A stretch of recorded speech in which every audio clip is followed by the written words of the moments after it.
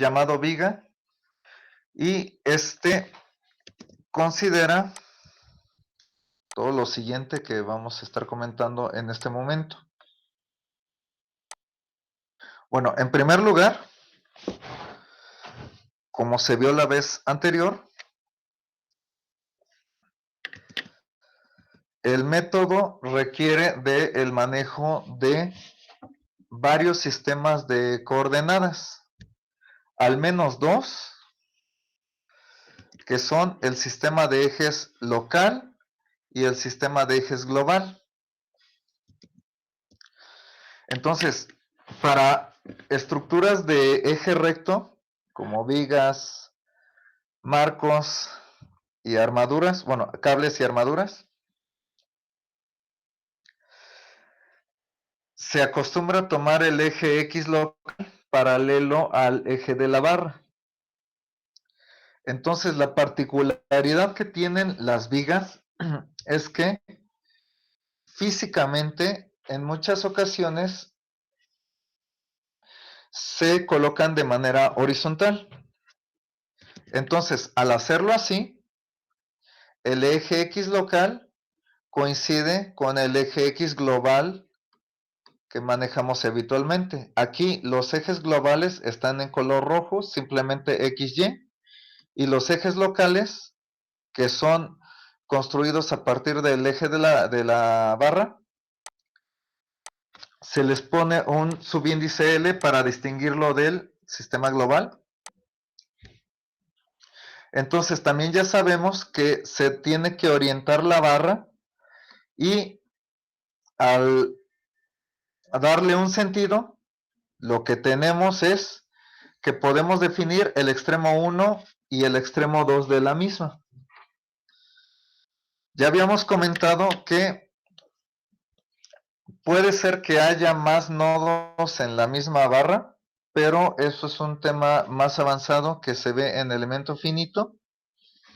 Entonces, aquí todas las barras simplemente van a constar de dos nodos que coinciden pues con los extremos de la barra. Entonces, por lo dicho anteriormente, el eje X global y el local coinciden. Esto no siempre va a ser así. Puede ser en ocasiones que las vigas estén orientadas de manera vertical. En ese caso, pues el eje X local más bien coincidiría con el eje Y. Pero ese caso es poco frecuente y de igual manera que la viga tenga cierto ángulo de inclinación arbitrario respecto de un eje horizontal. Eso también llega a ocurrir, pero también, como hemos mencionado, es poco frecuente. Lo más común es tener el caso que estamos viendo aquí en la pantalla, y es el que vamos a analizar enseguida. Por otro lado, se sabe ya, por lo visto anteriormente, que se tienen que determinar los desplazamientos que va a considerar la barra, en este caso en sus extremos 1 y 2. Como se vio en armaduras, por el sistema de fuerzas internas que debe de considerar ese tipo de estructura, pues teníamos un desplazamiento en X y uno en Y. Sin embargo, como se ha visto también en cursos anteriores, los elementos tipo viga lo que frecuentemente soportan son cargas transversales al eje de la barra. Esto ocasiona fuerzas cortantes y momentos flexionantes. Muy pocos casos, en muy pocos casos, esto no ocurre y más bien tendríamos, aunque sea un elemento horizontal, una barra que caería, por ejemplo, en la categoría de cable o de armadura. Pero, como insisto, eso depende del sistema de cargas y lo que nosotros entendemos como viga es lo que mencionamos hace un momento, que las cargas estén o sean aplicadas perpendicularmente a la viga, o sea, o al eje de la barra. Y entonces, al generarse esos elementos mecánicos, es decir, la cortante y el momento, este tipo de barra debe de considerar un desplazamiento transversal al eje de la barra y un giro. Obviamente el desplazamiento se asocia a la fuerza cortante y el giro se asocia al momento.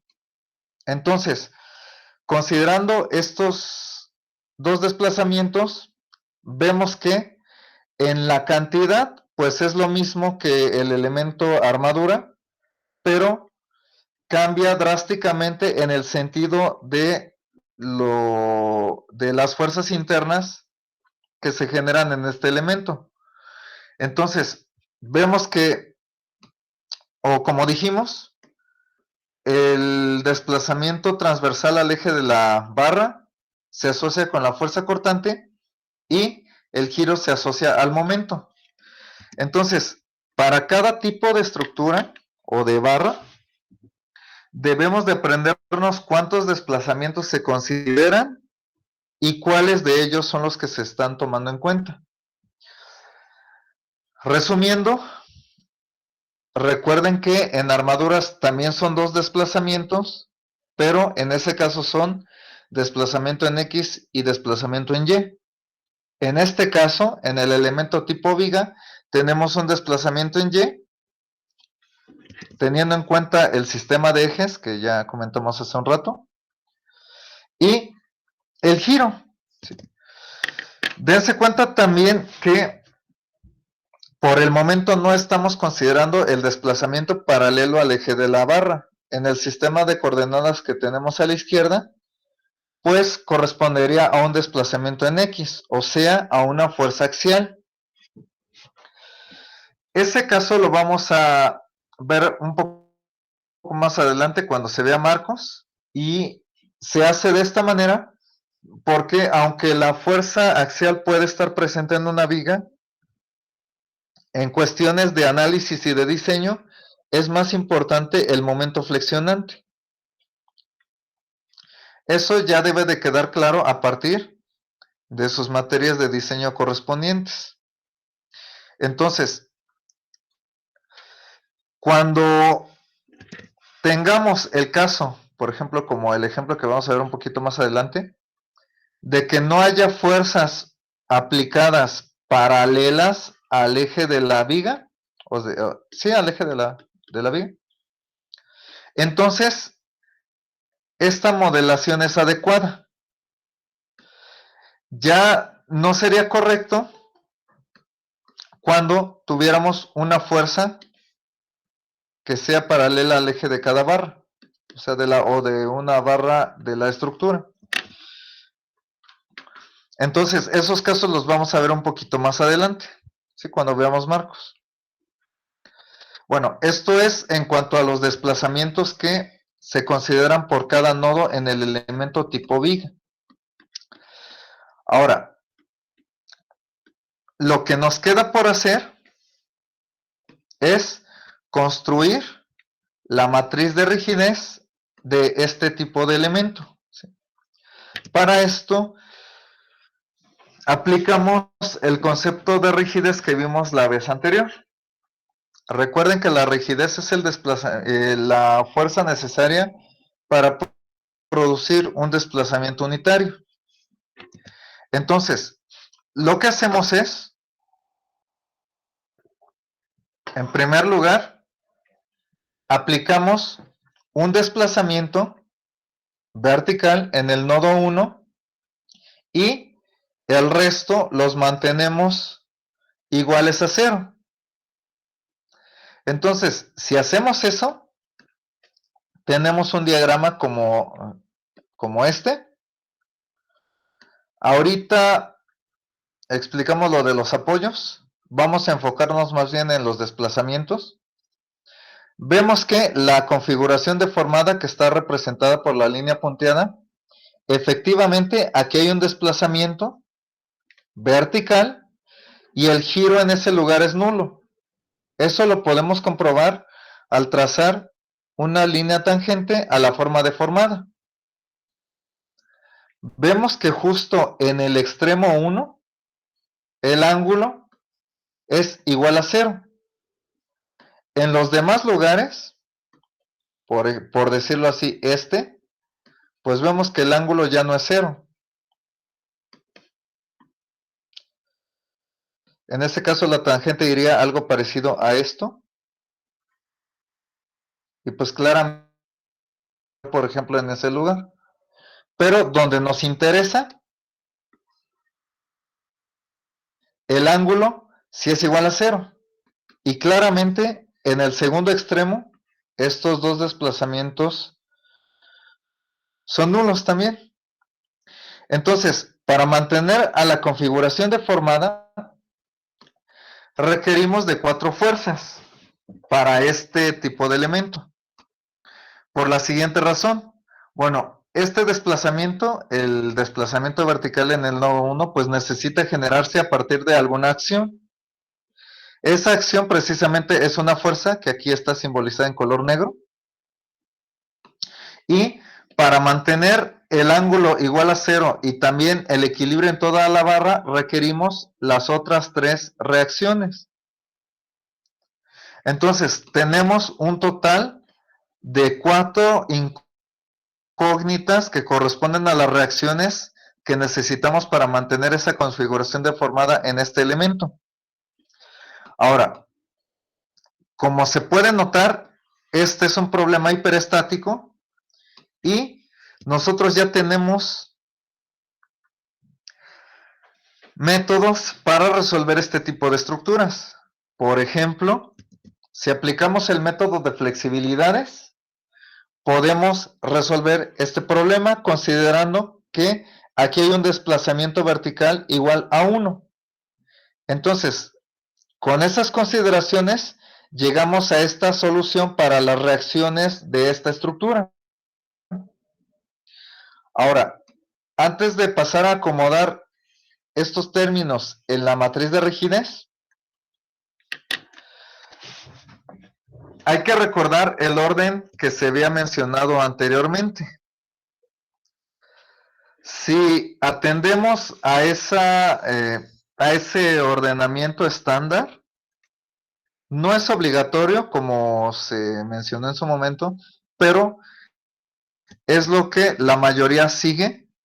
El orden de los desplazamientos es primero el desplazamiento en Y y después el giro. Evidentemente, primero los del extremo 1 y después los del extremo 2. Ahora sí, teniendo en cuenta este orden, lo primero que hacemos es poner el desplazamiento, bueno, la fuerza que se refiere al desplazamiento vertical o que se asocia. Vemos que en este caso, la fuerza es esta, la que tiene el subíndice Y, es el 12. Después el giro, que lo tenemos aquí, que se asocia al momento. Entonces, es este 6 que vemos aquí. Ahora vamos con el extremo 2. En el mismo orden, primero la fuerza vertical, que aquí está el 12, y después el momento, que es el 6 que tenemos aquí. Entonces, en esta primera columna se colocaron en el orden mencionado todas las fuerzas que necesitamos para mantener este desplazamiento unitario y el resto igual a 0. Entonces, para construir las demás columnas, hacemos exactamente lo mismo por cada uno de los desplazamientos que nos faltan. Uno de ellos vamos a verlo un poquito, bueno, más adelante. Antes de pasar a eso, tenemos que comentar la cuestión de los signos. Bueno, para las fuerzas verticales no hay tanto problema. Hacia arriba coinciden con el eje Y local y global. Entonces, son positivas. Por ejemplo, aquí, esta fuerza que era 12, pero va hacia abajo, entonces, por eso es que aquí se le asocia un signo negativo. El detalle viene con el momento. En este método, rigurosamente, el sentido positivo del momento tiene que ser el antihorario. Entonces, por eso es que aquí vemos que el momento en ambos extremos de la barra dio en sentido antihorario, entonces los signos, de acuerdo a esto, deben de ser ambos positivos. Si no se hace de esta manera, pues entonces lo que deberíamos de hacer es colocar, bueno, aquí un negativo y aquí otro, y prácticamente deducir el resto de los elementos, o sea, me refiero a la matriz de rigidez de un elemento tipo marco, después los 3D, etcétera, con esa convención de signos. Entonces, en prácticamente todos los textos van a encontrar este sentido como el positivo para el giro y el correspondiente momento. Entonces, un inconveniente de considerarlo al revés, como lo habíamos hecho hasta ahorita, o sea, de tomar el sentido positivo del giro y del momento en sentido horario, es que tendríamos que deducir nuevamente todas las matrices de rigidez en lugar de ocupar pues, las que ya vienen hechas en la bibliografía. Sin embargo, pues esto de alguna manera se podría hacer. Lo más importante es que si no lo tomamos de la manera que estamos diciendo, algunos de los términos de la diagonal principal van a quedar negativos y esto sería un error teniendo en cuenta lo que se ha dicho anteriormente respecto de la diagonal principal, de la matriz de flexibilidades y, a su vez, de la matriz de rigidez. Como debemos recordar, los términos de la diagonal principal tienen que ser mayores a 0. Si son igual o menores que 0, algo anda mal. Entonces, por esa razón, que es más importante que hacer un poco más de talacha, no tomamos el sentido positivo del giro en sentido horario. Lo vamos a tomar estrictamente en sentido antihorario. Hay que tenerlo presente. Ahora, ya que aplicamos este desplazamiento, vamos con la segunda columna de la matriz de rigidez. Para esto, ahora hacemos el giro igual a 1 y el resto de los desplazamientos iguales a 0. Entonces, ese caso lo tenemos en este diagrama. Vemos que la configuración deformada tiene un giro, que se indica por estas líneas. Aquí tenemos este ángulo que corresponde al giro unitario. Y como vemos, no hay desplazamiento vertical aquí, que corresponde a este desplazamiento igual a 0. Y lo mismo se puede decir en los dos desplazamientos del otro extremo. Entonces, hacemos exactamente lo mismo que en el caso anterior. Este giro debe de producirse por medio de alguna acción. Esa acción es aplicar un momento de cierta magnitud. Y evidentemente, para mantener esta configuración deformada, necesitamos, pues también, una magnitud de esta fuerza y por equilibrio sacamos las otras dos. Entonces, nuevamente tenemos el caso de una estructura hiperestática, pero ahora con el giro igual a 1 en el extremo 1 según la orientación que dimos al principio. Entonces, al aplicar alguno de los métodos ya vistos, llegamos a esta solución para las reacciones de esta viga, es decir, para mantener esta configuración deformada y en el orden ya mencionado, colocamos todas las fuerzas en la segunda columna.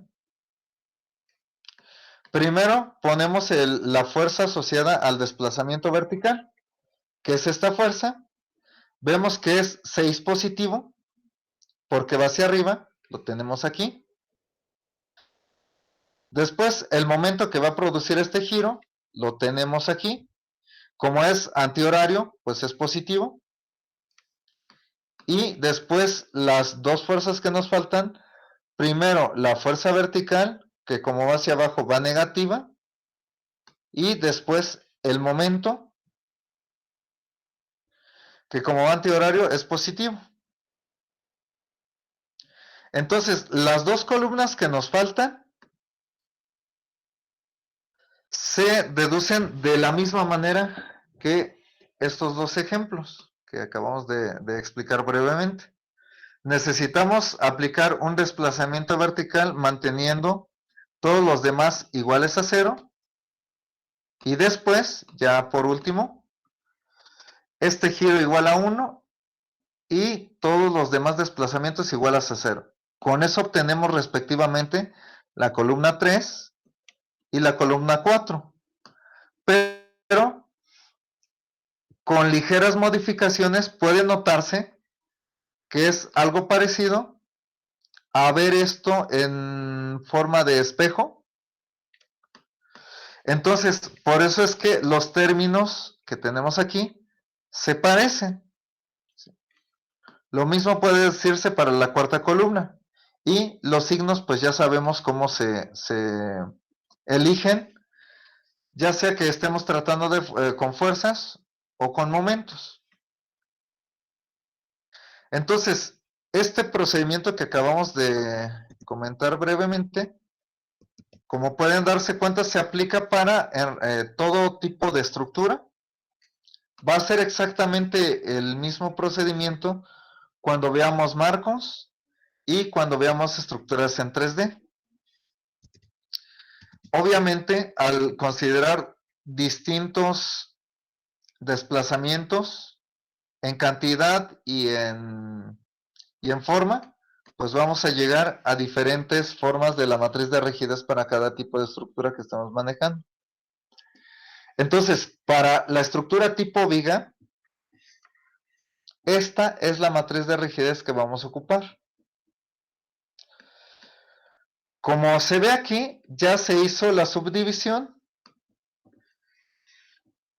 Cada región de la matriz, o sea, cada submatriz tiene el mismo número de elementos.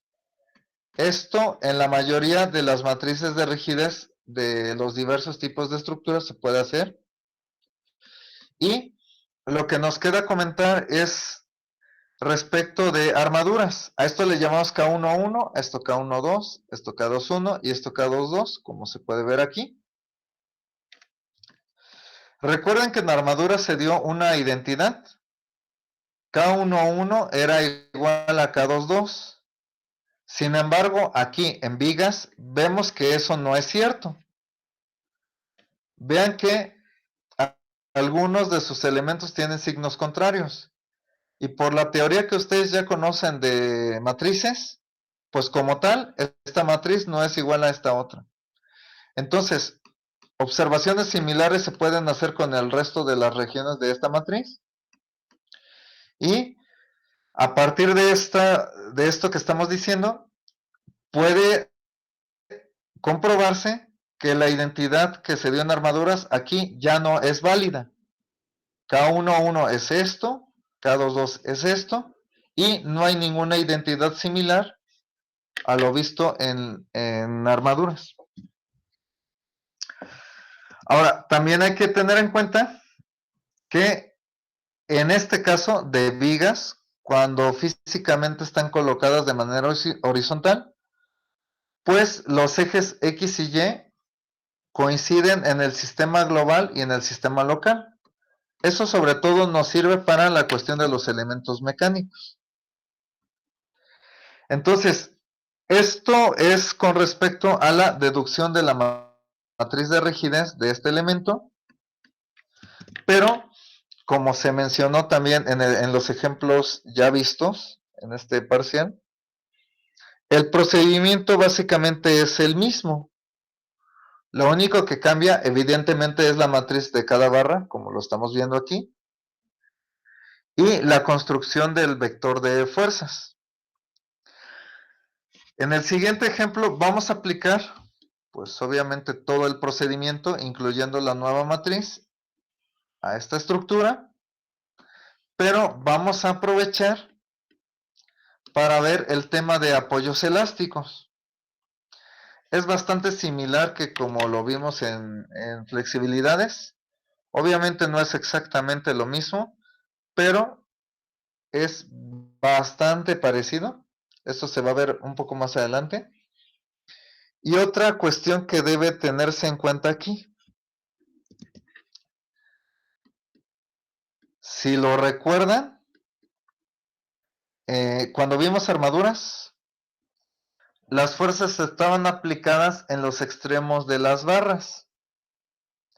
Aquí, pues, sí puede darse el caso de que las fuerzas estén aplicadas en los extremos de las barras. Por ejemplo, si a esto lo consideramos como una barra, podemos poner aquí una fuerza o puede tener aquí un momento aplicado. De esta puede tener aquí un momento aplicado, por ejemplo. Además de las reacciones que tienen los apoyos. Entonces, sí puede haber fuerzas que estén aplicadas en los extremos de las barras. Pero es bastante frecuente que también tengan cargas aplicadas en la parte intermedia, pues, de la barra, como lo vemos en este ejemplo. La fuerza distribuida pues prácticamente está aplicada en toda la longitud de la barra. Entonces, eso no ocurría en armaduras, por eso es que el vector de fuerzas tiene que calcularse de otra manera. Eso ya lo vamos a ver un poquito más adelante cómo se hace.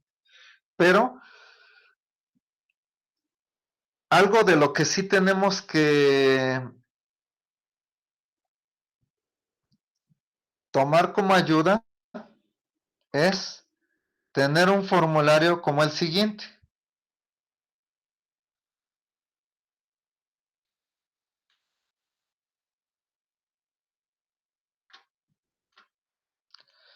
¿Cómo se usa? Eso lo vamos a ver durante el desarrollo del ejemplo.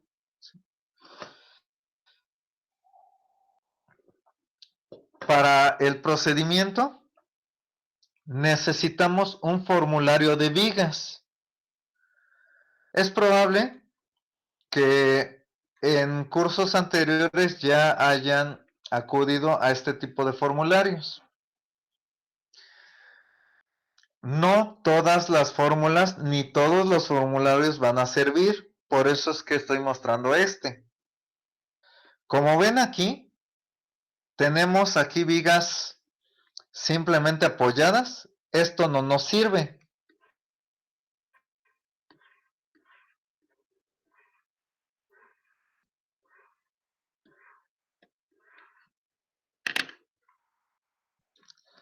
Aquí tenemos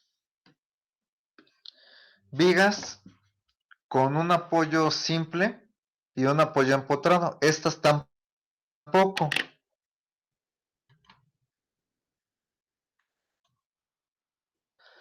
La que vamos a necesitar nosotros es esta. Vigas doblemente empotradas. Estas son las que vamos a ocupar. Entonces, como vemos aquí,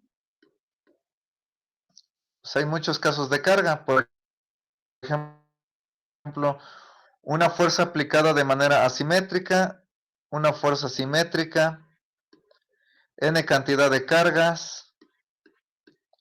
Lo que tenemos nosotros en el ejemplo, una fuerza distribuida que está a lo largo de toda la longitud de la barra o con una longitud que no cubre toda la correspondiente de la barra. Aquí, bueno, otros casos. Fuerzas triangulares de diferentes tipos. Incluso una parabólica. Bueno, aquí esto lo pone así. Y un momento aplicado de manera asimétrica. Un momento concentrado. Ya esto ya es otra cosa. Entonces, lo que vamos a necesitar de este formulario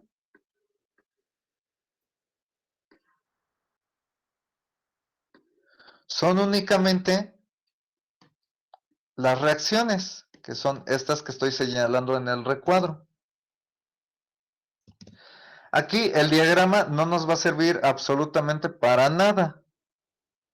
Los diagramas de las estructuras que se resuelvan con este método se obtienen a partir de fórmulas que igualmente surgen del procedimiento, con las matrices de rigidez, las matrices de rotación como se vio en armaduras. Y bueno, ejemplos de eso lo vamos a tener más adelante cuando veamos elementos mecánicos con este método. Pero, entonces, por esa razón, estos diagramas, bueno, en el caso de que se consiga un formulario de este tipo, pues no nos sirven absolutamente para nada. Lo único que necesitamos son las reacciones. Este tipo de formularios se pueden encontrar en internet, como este. Yo lo encontré en internet. O también en en la bibliografía proporcionada. Generalmente traen un formulario con vigas doblemente empotradas. Por ejemplo, el Gibeler trae este tipo de formularios en las primeras o últimas páginas, dependiendo de la edición que tengan. Ahora, antes de pasar a hacer algunos comentarios con respecto al tipo de formulario que tenemos aquí, pues vemos que las vigas tienen un empotramiento doble. Lo único que va cambiando, pues en cada caso, pues vean que es la fuerza aplicada, ya sea concentrada o distribuida, como lo vimos hace un momento. Entonces, ¿creen que nosotros ya podríamos deducir alguna de estas fórmulas? ¿Ya nos sería posible? ¿O consideran que no podríamos obtener estas fórmulas de alguna manera? Estas fórmulas son las reacciones, ¿no? O sea, las reacciones de cada una de las vigas, como ya dije. Entonces, ¿nosotros podríamos obtener estas fórmulas o creen o sí, consideran que no se puede, o sea, que todavía no tenemos los elementos necesarios para deducir estas fórmulas? ¿Qué consideran? Yo pienso que sí podríamos, profe. Bueno, en mi Sí. caso, la de momentos se parece mucho a una fórmula de puentes que estamos utilizando, la de momento máximo maximorum, creo Ah, ajá, sí. que era igual, o sea, no más que creo que lo que cambia es que va al cuadrado. Ah, sí, sí, bueno, por la fuerza distribuida y por los tipos de apoyos, ¿no? Ujú.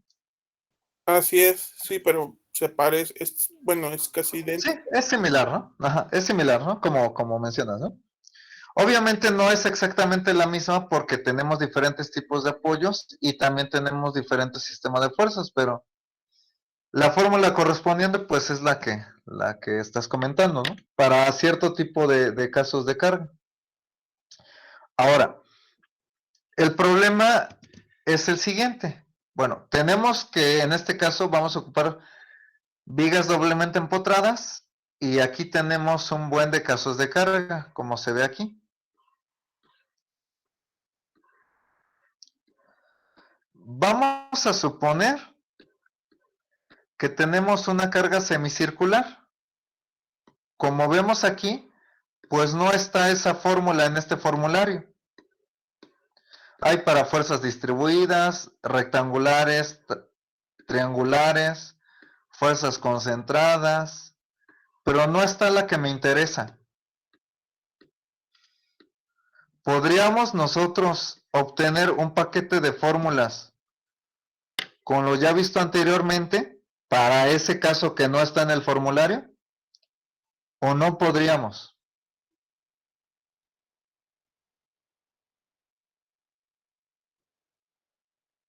Vean que ese caso, olvídense por un momento, de que si es una carga pues muy difícil de tratar o cosas así. Ahorita dejen de lado eso, la dificultad. Tenemos un caso de carga que no está en mi formulario. podríamos obtener un conjunto de fórmulas parecido a los que tenemos aquí?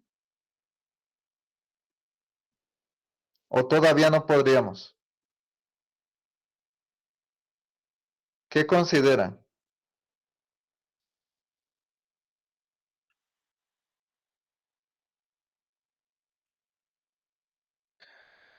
Porque el detalle es que estas fórmulas pues ya están, ¿no? O sea, alguien lo resolvió de alguna manera. La pregunta o la cuestión es si nosotros podríamos obtener estas fórmulas o no. Bueno, a mí lo que me fallaría, profe, sería como plantearlo. Sí, No sé. olvidemos eso por un momento. Vamos a suponer que lo planeamos de alguna manera. Y luego,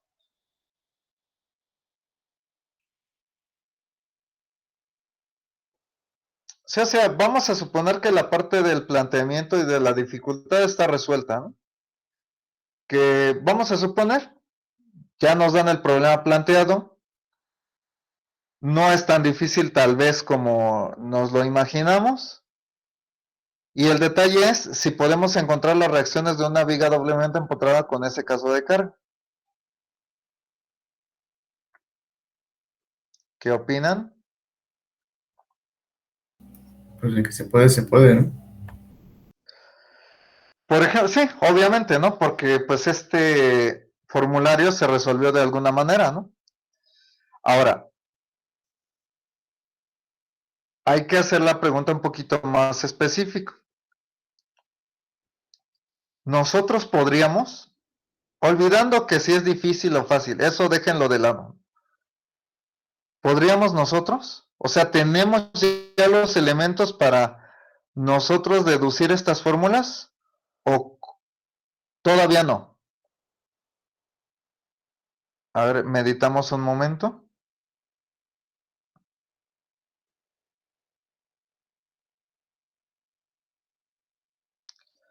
Cualquiera de las dos respuestas no requiere pensar tanto. Solo es, bueno, sí podemos por esta razón o no podemos por esta otra razón.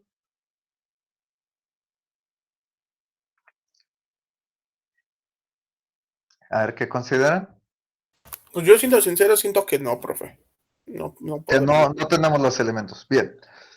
O sea, el compañero lo que nos dice es que, bueno, de acuerdo a su razonamiento, que no tenemos todavía el modo de obtener, por ejemplo, un paquete de fórmulas como los que están en el recuadro para cierto caso de carga.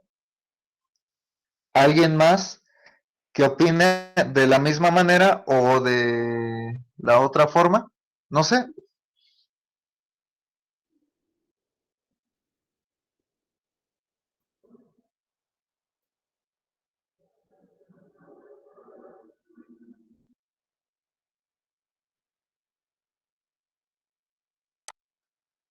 Bueno, entonces, si no hay respuesta, pues dejamos esa cuestión pendiente y a lo que pasamos es a comentar las fórmulas.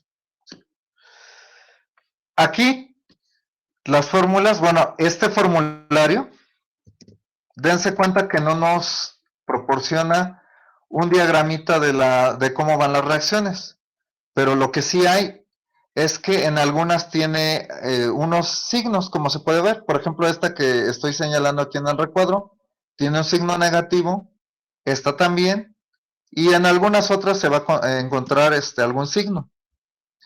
Esos signos están referidos a lo que habíamos mencionado al inicio del día de hoy. Recuerden que respecto de las fuerzas, el sentido positivo, como son fuerzas verticales, pues es hacia arriba. Significa que si tenemos un signo positivo en las reacciones, bueno, en las fuerzas verticales, pues gráficamente tendremos que poner una flechita hacia arriba en donde se indique. Ahora, para la cuestión de los momentos, recuerden que el sentido positivo del giro es el sentido antihorario. Entonces, significa que este momento, el del extremo izquierdo, es antihorario y el del extremo derecho para este caso de carga es horario. Por último, hay formularios que solo tienen 2 de las 4 reacciones para cada caso de las vigas que trae el formulario. En ese caso, lo que nosotros tendremos que hacer es obtener las reacciones que faltan, o sea, que no muestran ese tipo de formularios, pues por medio del equilibrio de la barra correspondiente. Eso implica, pues, un trabajo adicional al obtener las reacciones que necesitamos para el caso de carga en el supuesto de que tengamos un formulario que solo traiga momentos. Entonces, pues sí se puede, o sea, al final sí se puede resolver la viga sin tanto problema, pero ustedes ya vieron que el procedimiento pues es bastante largo. Entonces, aquí como recomendación es que se consigan un formulario que tenga todas las reacciones ya calculadas, como este que estoy mostrando. Entonces, ya una vez que comentamos lo del formulario, Oiga, profe, dime. ¿y no podría compartir ese formulario? Perdón. Ah, sí, sí, sí, lo podría poner como material adicional aquí en Classroom. Entonces lo pongo más tarde para que Gracias, lo descarguen y pues ya todos tengamos el mismo. gracias, profe. Sí, sí, sí, lo pongo más tarde entonces, bueno, ya nada más lo descargan. Sí, ténganlo a la mano, ya sea en electrónico o impreso, pero sí, pues procuren descargarlo para que, pues cuando resolvamos problemas que requieran del formulario, pues de ahí pues pueden consultar rápidamente, ya sea de manera electrónica o impreso. Este formulario lo vamos a estar ocupando en vigas y en marcos, entonces sí es recomendable que lo tengan a la brevedad. Más tarde lo pongo a su disponibilidad y pues ya nada más lo descargo. Entonces, pues ya vamos a empezar a tratar con este ejemplo. Denme un instante para preparar todo lo que necesito para el desarrollo del ejemplo. Denme un instante, de favor.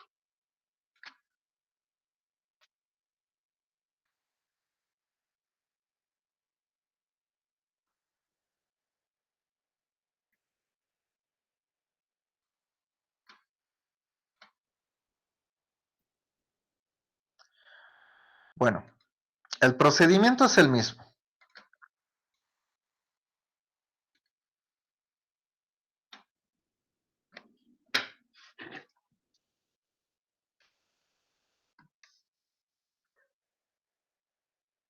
Uno de los problemas a los que nos vamos a enfrentar cuando veamos vigas y marcos es cuántas barras vamos a considerar.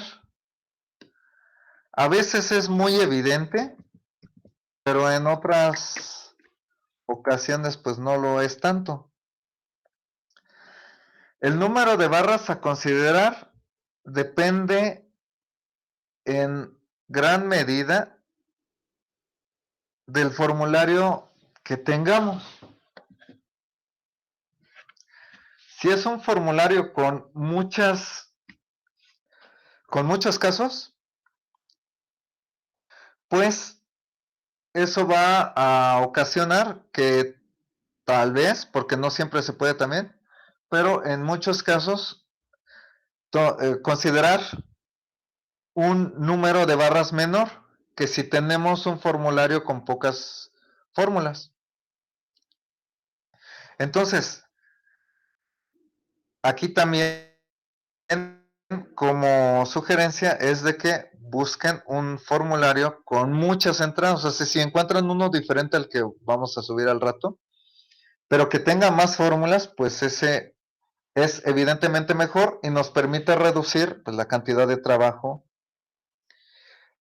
respecto de aquel que se tenga con muy poquitas entradas, ¿sí? Ahorita vamos a dar un ejemplo al respecto. Tal vez aquí en esta barra, pues es, perdón, en esta viga es muy evidente que deberíamos considerar dos barras de la estructura. Sin embargo, hay otros, como ya dije, que no es tan evidente cuántas barras deberíamos tomar. Uno de esos ejemplos podría ser este. A ver, vamos a ver.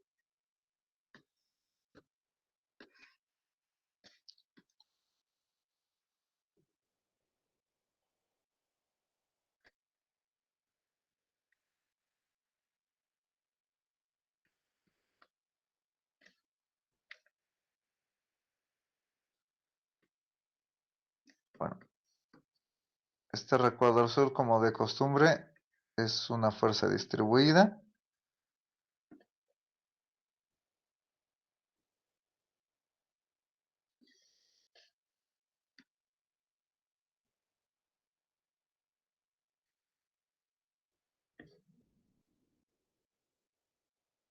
Mm,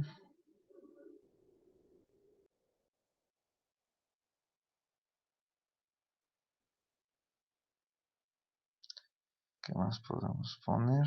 A ver,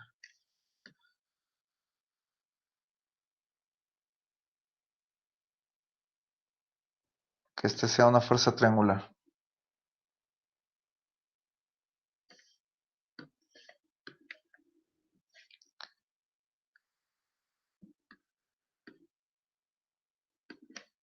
Vamos a ponerlo así. Así vamos a dejar esto.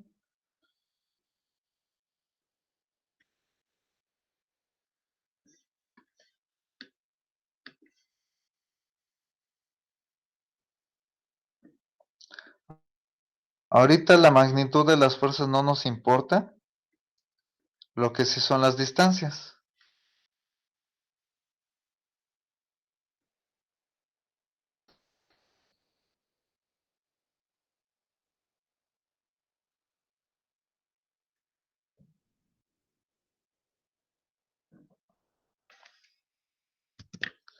Vamos a suponer que tenemos esa viga y también vamos a suponer que nuestro formulario está compuesto de estas entradas. Es una hipótesis nada más, ¿eh? O sea, ustedes ya vieron que el formulario pues tiene un buen de fórmulas, el que vamos a poner más adelante, pero aquí nada más para este ejemplo, vamos a suponer que nuestro formulario nada más consta de tres fórmulas.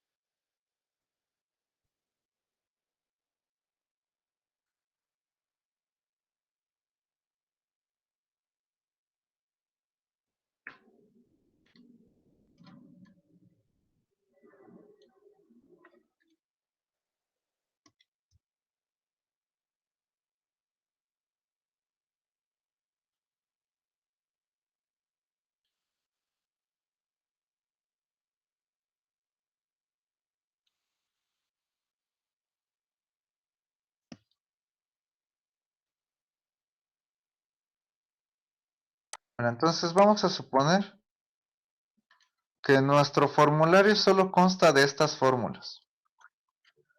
Eso nos va a ayudar a determinar el número de barras.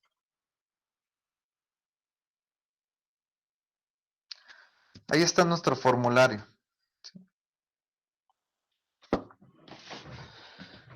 Entonces, a partir de o sea, el formulario en realidad nos va a determinar cuántas barras vamos a considerar. Esto porque el procedimiento así lo pide. Esto va a quedar claro porque se hace de esta manera y no como lo habíamos hecho habitualmente pues, en los métodos anteriores. Aquí parecería que son 3 barras. Puede ser que sí, puede ser que no. Vamos a comparar entonces con las fórmulas de las que disponemos.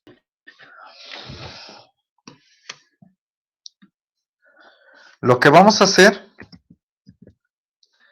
es que lo que nosotros en un inicio consideremos como barra, vamos a compararlo con el formulario que se tenga.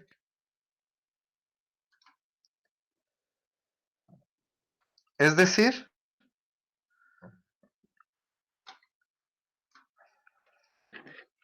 que para nosotros podamos tomar en cuenta que cierta región de la estructura es una barra, o sea, una sola barra, debe de coincidir con las fórmulas que tenemos. Por ejemplo, si consideramos esto como una barra, bueno, perdón, algo que se me está olvidando mencionar, es que lo que consideramos como barra, antes de pasar a comparar con el formulario, le quitamos todo lo que haya en sus extremos, incluyendo lo que sea. O sea, los extremos, digamos que ignoramos todo lo que haya y en su lugar ponemos empotramientos dobles. En este caso, si esto lo consideramos como una barra, ignoramos todos los extremos, todo lo de los extremos, y en su lugar ponemos un empotramiento doble. Teniendo eso en cuenta, ya solo dejamos la parte intermedia de lo que haya en esa barra, o lo que estemos considerando como barra. Ahora, como vemos aquí, si hacemos todo lo que acabo de decir, esa región que estoy considerando sí está en el formulario. Entonces, esta región sí la puedo considerar como una sola barra. En el segundo caso, vamos a suponer que quiero considerar como una sola barra todo esto que acabo de señalar. Vemos que no está en el formulario porque me dice que es la fuerza distribuida en toda la longitud de la barra, y aquí lo que estoy tratando de considerar solo es una parte de la longitud total en la que está la fuerza distribuida. ¿Qué se hace en esos casos? Considerar regiones de manera adecuada, de modo que lo que consideremos como barra esté en el formulario. Por ejemplo, ya vimos que toda esta región no puede considerarse como una sola barra porque no está en el formulario. Entonces, vamos a probar si esto es una barra. Ya sabemos, lo de los extremos lo ignoramos y solo dejamos la parte intermedia de lo que hay en la viga. Y entonces, al considerar esto como una sola barra, vemos que ahora sí, ya lo encontramos en el formulario. Por lo tanto, esta región de 3 metros lo consideramos como una sola barra.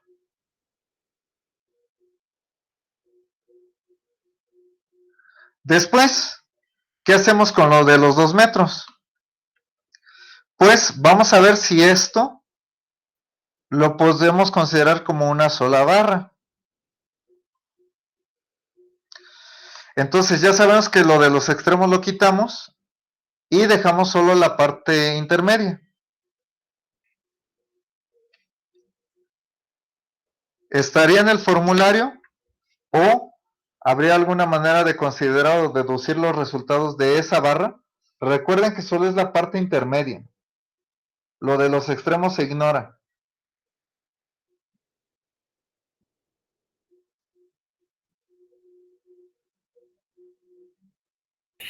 Pues si es la parte intermedia, no tendría que estar en el formulario a fuerzas, ¿o sí, profe? Ajá, exacto. Sí, yo creo que tienes la respuesta que estoy buscando. Por obviedad, ¿qué valor de las reacciones tendríamos en esa viga? Así como lo estás viendo. ¿Cero? Todo cero, exacto. Porque efectivamente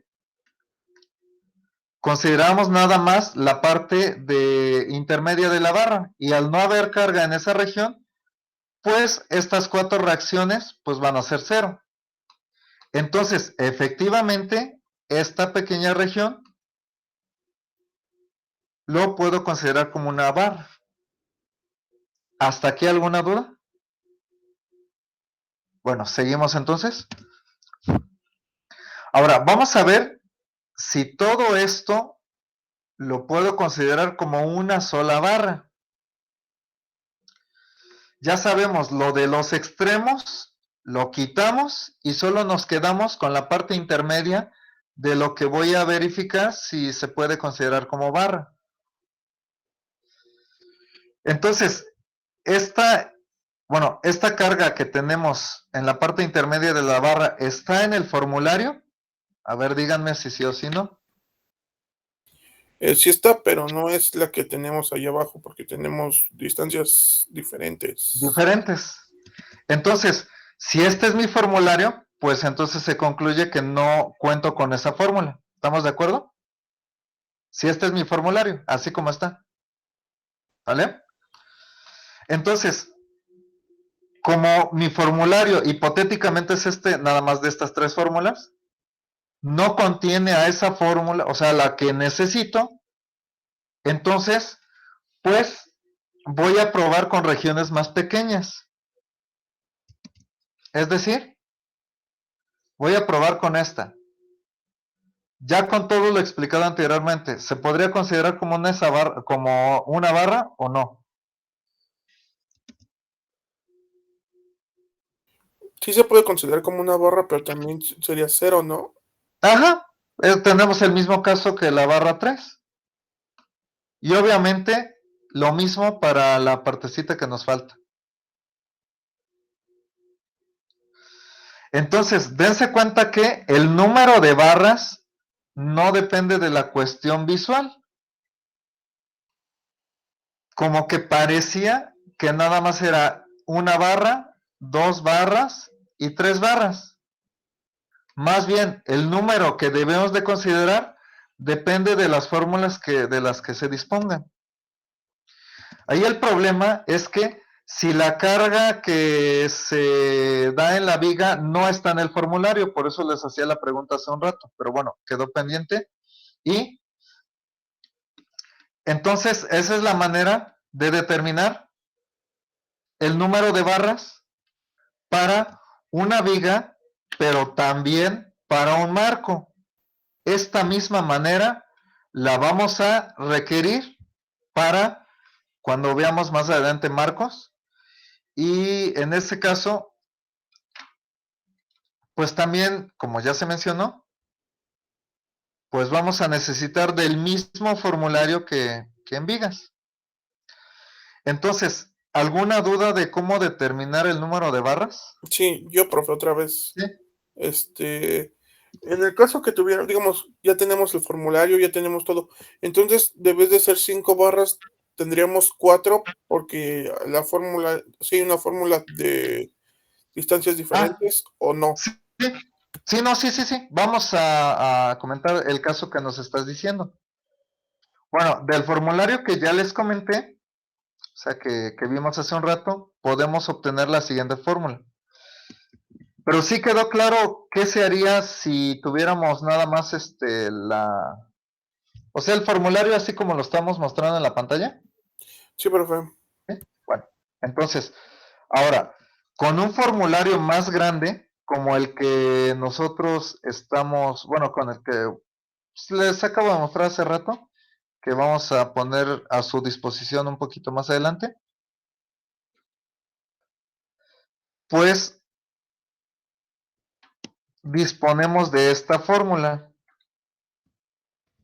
adicional.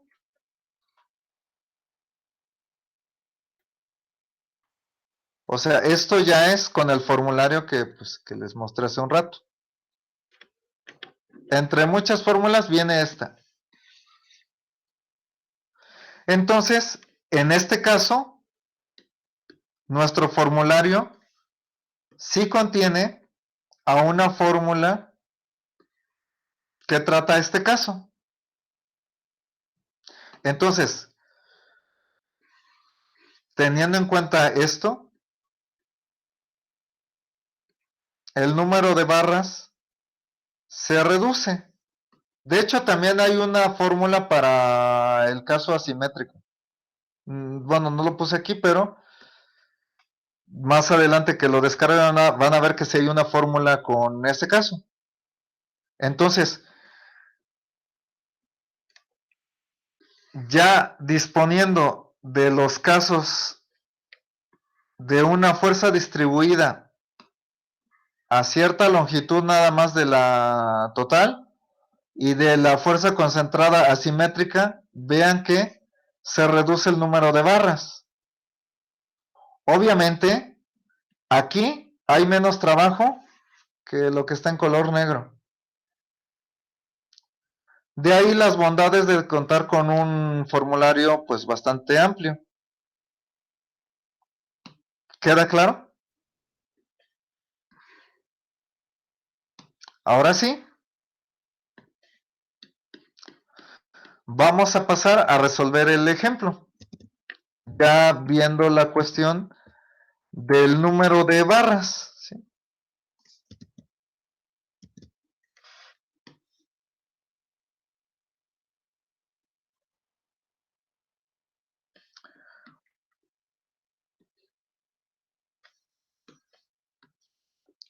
Pues aquí creo que es evidente hasta por la cuestión visual que son 2 barras.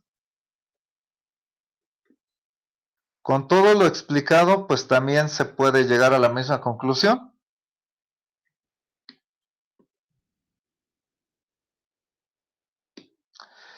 Entonces, bueno, aquí ya no voy a poner como tal las cargas, voy a poner otras anotaciones. ¿Sí?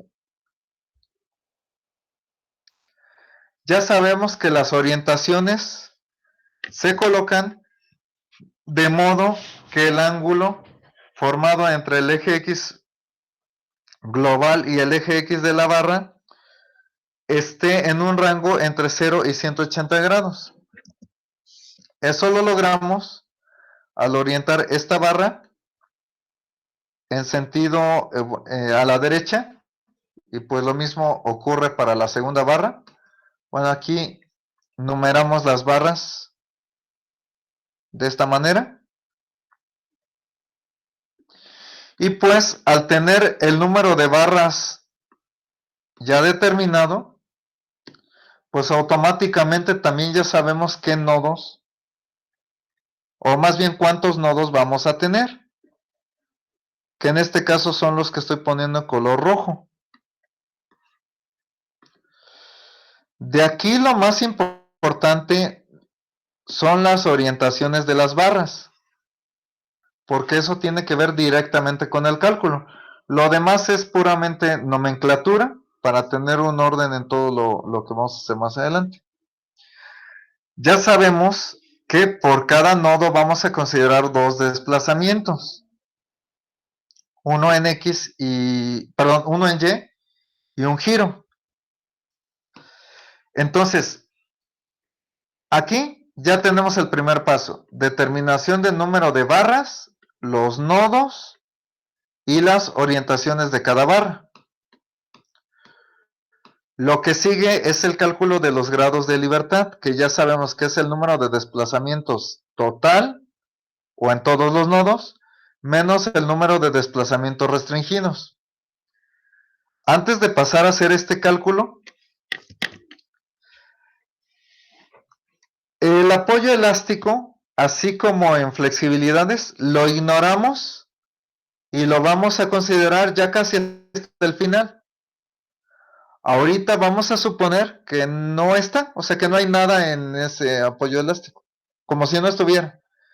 Cuando lo tengamos que considerar, pues yo les menciono, pero ya va a ser casi al final.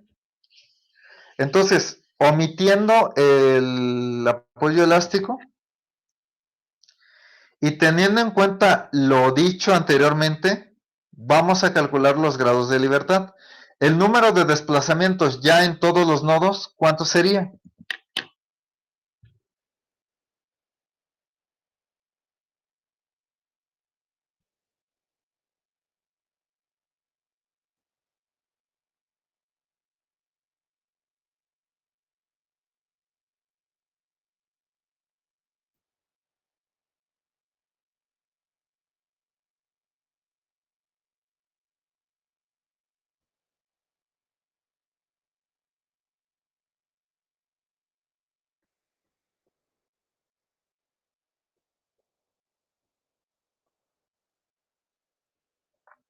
Según yo, 4, ¿no, profe? ¿4? ¿Cuáles serían? Bueno, a ver, desde lo que ves en tu caso. Serían ahí en el punto A, ¿Cuántos habría aquí? 2, ¿no? 2. Bueno, a ver, ¿cuáles serían en este caso? ¿Cómo se llama? ¿El giro? ¿O está Ajá. mal? ¿El giro? Sí, el giro. Está bien porque es de lo que mencionamos hace rato. El ¿Y qué giro más? y la reacción en Y, ¿no? Ajá. Bueno, vamos 2 aquí. Después, vamos Eh, 2. Aquí ah, está bien. Ajá. Sí. en B, es que yo no entendí si en B se tomaba o no. Ah, ten en cuenta que el resorte lo ignoramos, pero el nodo está ahí colocado. ¿Sí? O Pues, sea, el nodo lo dejamos. ¿Sí? pues sería Entonces, ¿cuánto sería? ahí Ujú. el giro en ¿El giro? el giro, y el desplazamiento, ¿no? Ajá, el desplazamiento está bien. ¿Y nada más? O, bueno, tú dime, no sé. y, Es tu, que no y, sé, ajá, dime. y la reacción, bueno, según yo serían esos, Ujú, porque en el otro van a restringidos, por lo que entendí. ujú. Sí. Ahora, sí, pues la idea sí la tienes, nada más hay que refinarla un poquito. Sí. Vamos a hablar primero de esto, ¿no? El número de desplazamientos en todos los nodos. ¿Cuántos desplazamientos hay en cada extremo de la barra?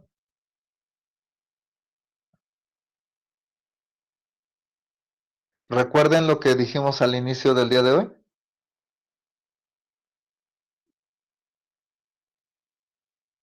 Tienes la idea, compañero. Nada más hay que hacer unos pequeños ajustes. Pero sí, lograste ver varios de los desplazamientos.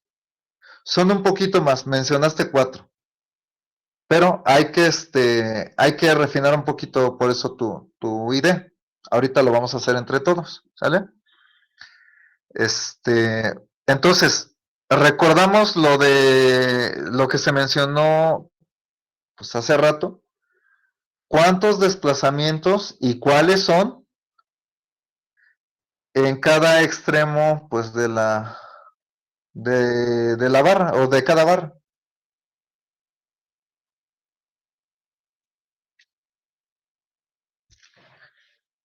Eso lo dijimos al inicio del día de hoy. A ver, recordamos de favor.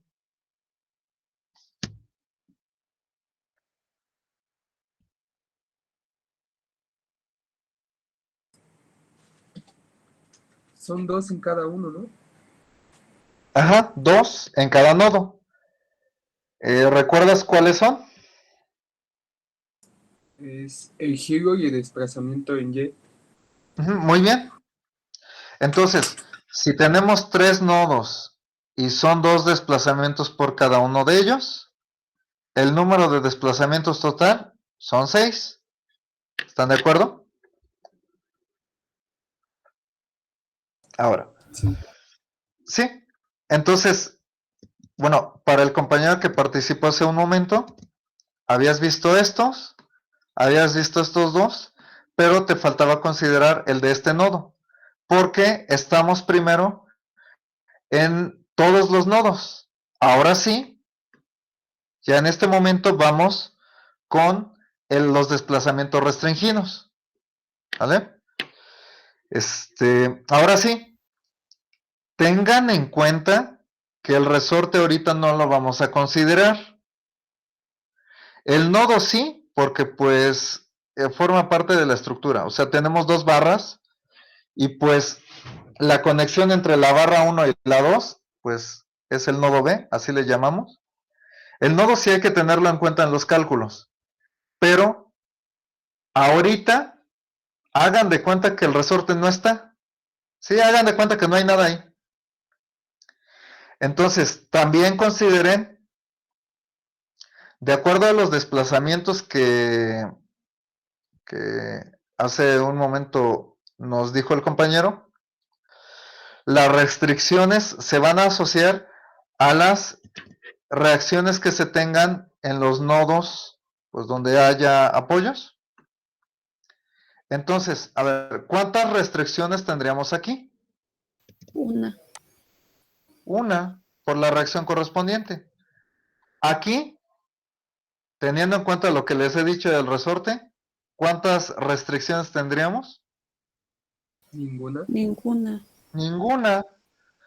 En realidad sí hay una reacción, pero dijimos que parte del procedimiento implica ignorar por completo el resorte. Entonces, aquí no hay restricción, aquí vamos una, y aquí ¿cuántas restricciones habría? 2. 2. Entonces, 2 de aquí, una de acá, entonces tenemos 3 restricciones y en total tenemos 3 grados de libertad. Ahora, nada más para no dejar esto al aire. ¿Qué reacciones tenemos en este apoyo?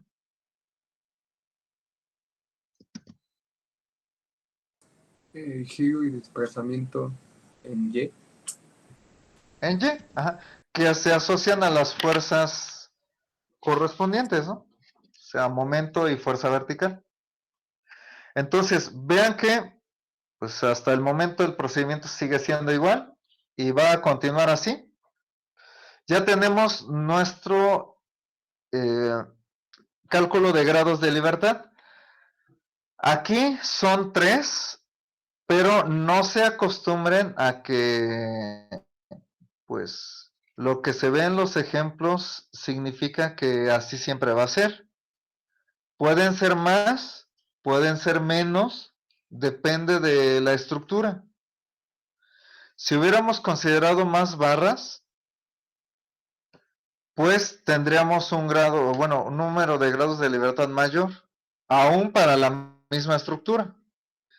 De hecho, eso se vio con los 2 ejemplos anteriores. Ven que se proporcionaron 2 armaduras como ejemplo, y en una de ellas había 3 grados de libertad, que es el ejemplo que resolvimos justo la vez pasada. Y el primero, bueno, la primera, tenía 2 grados de libertad, si no mal recuerdo. Entonces, para que vean que, pues, este número depende de la estructura. No es que siempre vaya a ser un número constante. Bueno, seguimos. Entonces, del procedimiento, ¿alguien recuerda qué es lo que sigue?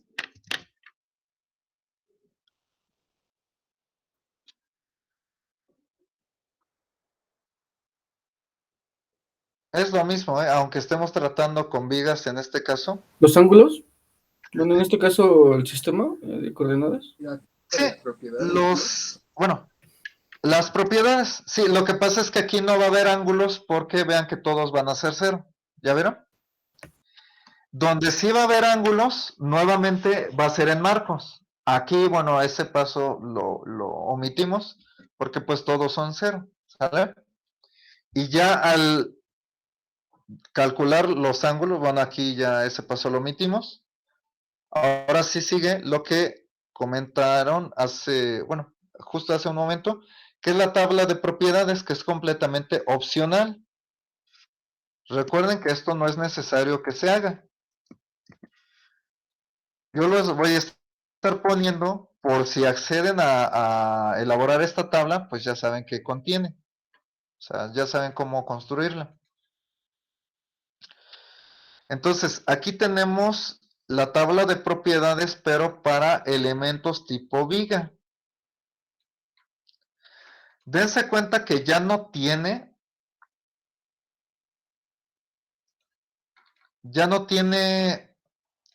ángulos y en realidad, pues los términos de los que constan la tabla pues son completamente distintos. Y eso es porque la matriz de rigidez para una barra tipo viga, pues no nos pide ángulos, no nos pide A por E ni nada de eso. Nos pide longitudes y nos pide E por I, como está colocado aquí. Ahora, estas columnas, las que acabo de señalar, dense cuenta que contienen a los elementos que nos forman la matriz. Tiene el 12, el 6, el 4 y el 2. Entonces, por eso es que es diferente en este caso la tabla, porque pues así lo requiere la fórmula de la matriz de rigidez de cada barra. Entonces, pues aquí tenemos el E por I de cada una de las barras que estamos manejando, la longitud de cada una de ellas, y pues ya nada más hacemos las operaciones indicadas en cada una de estas columnas y nos dan estos resultados numéricos. Cuando veamos marcos, pues también va a cambiar la tabla correspondiente. Más adelante, pues vamos a ver qué es lo que considera ese tipo de estructura. Bueno, ya tenemos la tabla de propiedades, que es completamente opcional. ¿Qué sigue?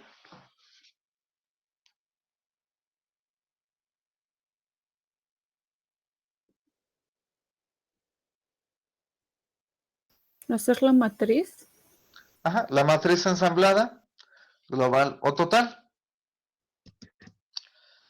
Recuerden el orden sugerido. Primero todos los nodos que tengan todos sus desplazamientos libres.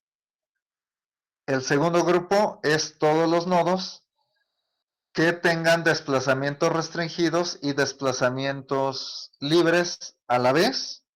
Y por último, todos los nodos que tengan todos sus desplazamientos restringidos. Entonces, ¿cuál sería de estos tres? ¿Cuáles serían los nodos que tienen todos sus desplazamientos libres? B. El nodo B. Y la compañera atendió la indicación de que ignoráramos el resorte. Entonces, por eso es que nos dio la respuesta correcta. Efectivamente, compañera, el primer nodo va a ser el B.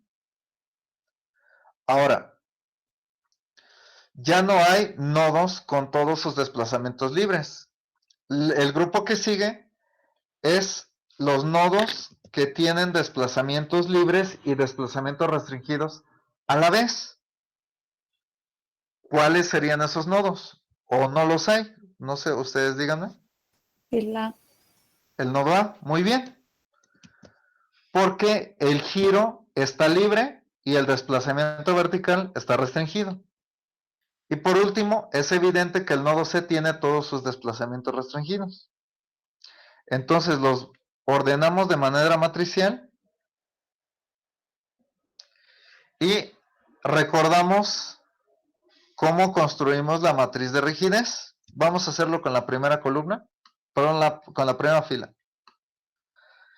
Nos ubicamos en este nodo y vamos viajando sobre la estructura a los demás nodos.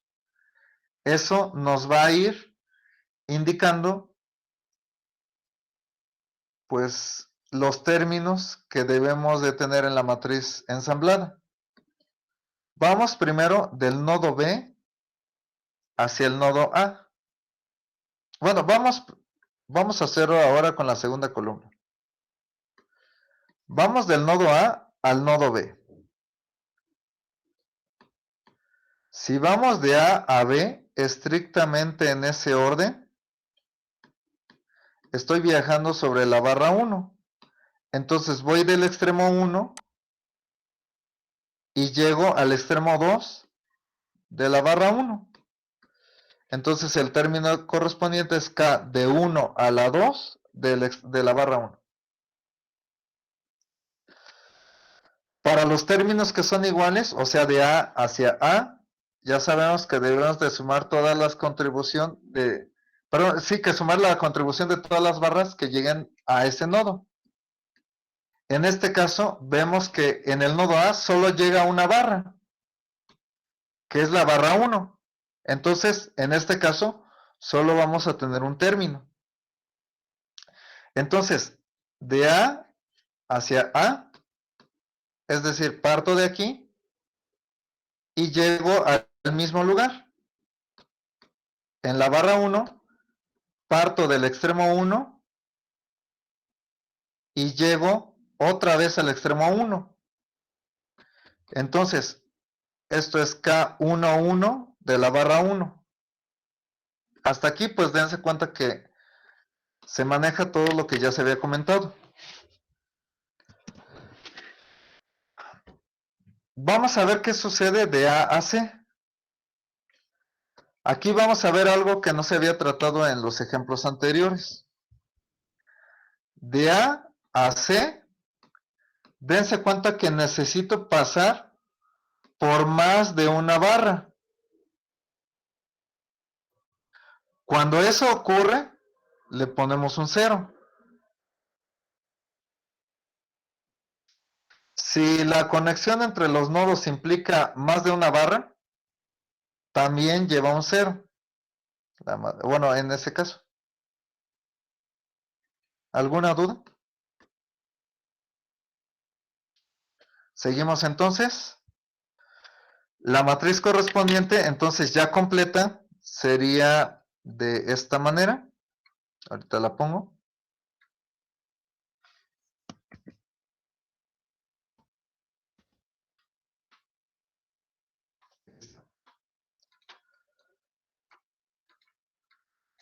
Ya tiene aquí, dense cuenta, a todos sus elementos, ya está completamente construida.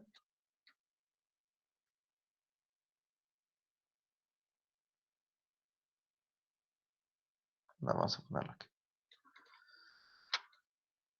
Esta es la matriz de rigidez global para esta estructura.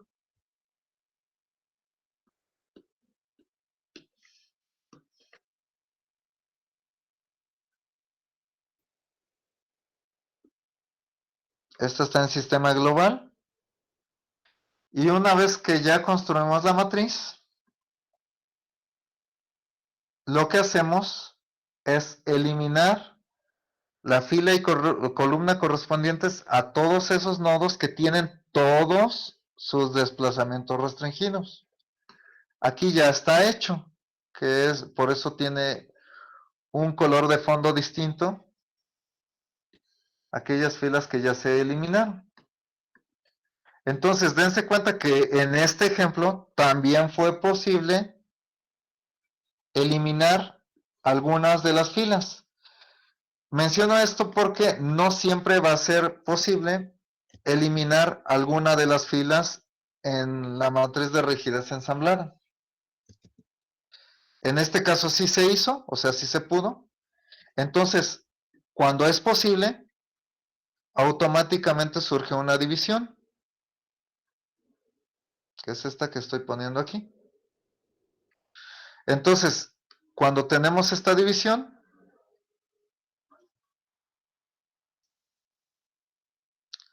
a esta parte le llamamos K doble alfa, este K alfa beta, esta K beta alfa y esta K doble beta.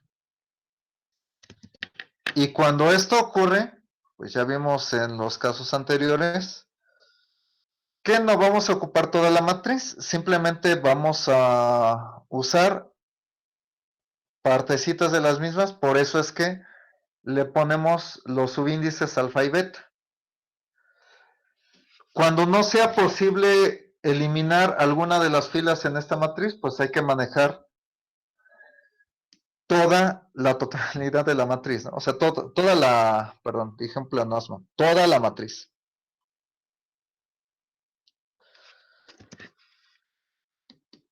Entonces, ya tenemos esto, ¿y qué sigue?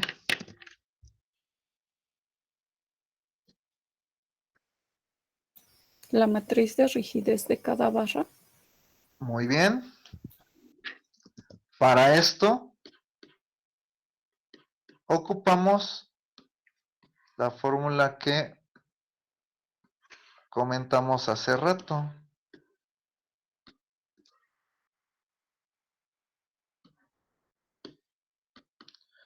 Bueno, vamos a usar esta fórmula.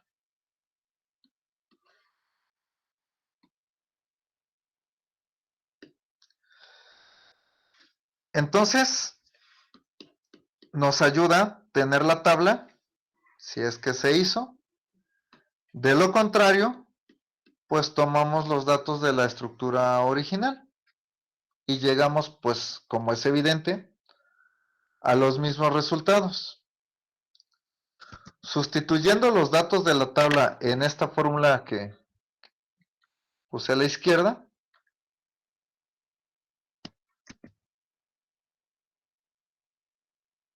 llegamos a lo siguiente.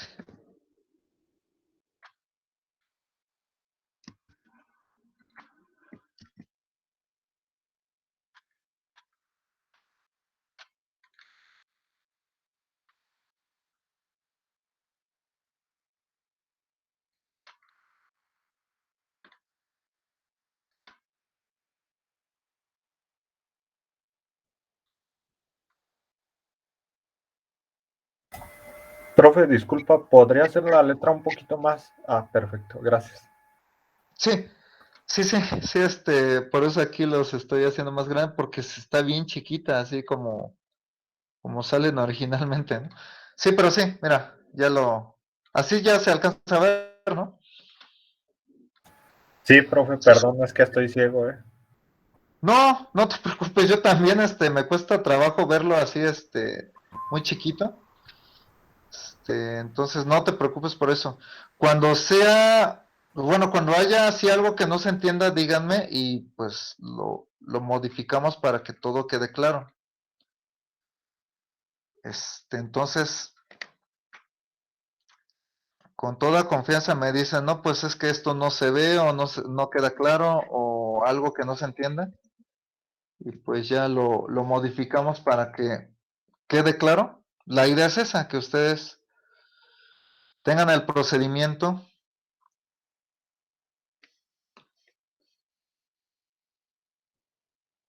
pues lo más claro posible para que pues, no haya dudas. Y parte de la claridad pues es la visual, ¿no?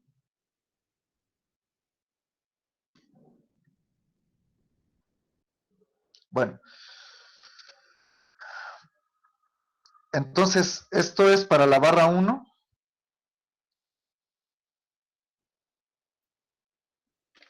Y esto para la barra 2.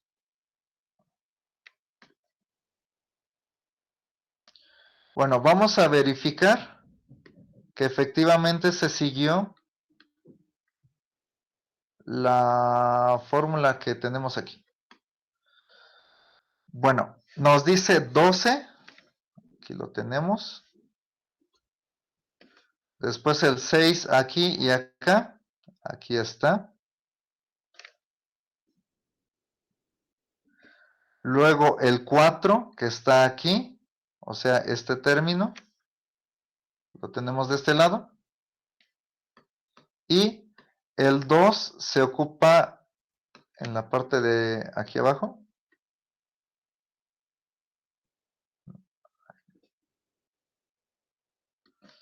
Esta, aquí. Vemos que efectivamente es el 2. Y los negativos. Vean, los negativos son estos. Acá estos son los negativos. Y estos otros dos elementos. Entonces, aquí lo puse con colores para pues identificar el K11, K22, K12 y K11. Perdón, K21. Entonces, la misma sustitución la hacemos en la barra 2 pues con los datos correspondientes.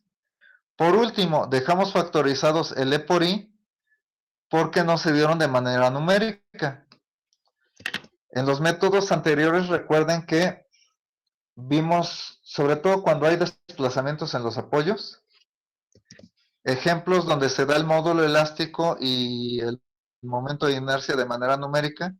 Entonces, cuando se proporcionen, sin problema, pueden hacer la multiplicación y entonces ya toda la matriz nos queda numérica. Si no se da el valor correspondiente de estos datos, entonces simplemente se deja indicado como lo estamos haciendo aquí. Bueno, como pueden ver, esto es una simple sustitución, que voy a quitar aquí la fórmula. Lo que sigue es los vectores de desplazamiento y de fuerza. El de desplazamiento es muy sencillo, como la vez pasada. Donde hay un cambio es en el vector de fuerzas. Y es donde entra el uso del formulario. Entonces, por el tiempo que nos queda, no considero que lo acabemos pues en lo que resta de la clase, porque sí hay que explicar cómo se usa el formulario, cómo se construye el vector de fuerzas y demás. Entonces, aquí le dejamos, sobre todo para que la explicación de este vector sea de manera continua y no haya interrupciones. Considero que es más claro si la explicación no tiene tantas interrupciones. Por eso es que mejor aquí le dejamos. Nos vemos para la próxima clase y terminamos este ejemplo.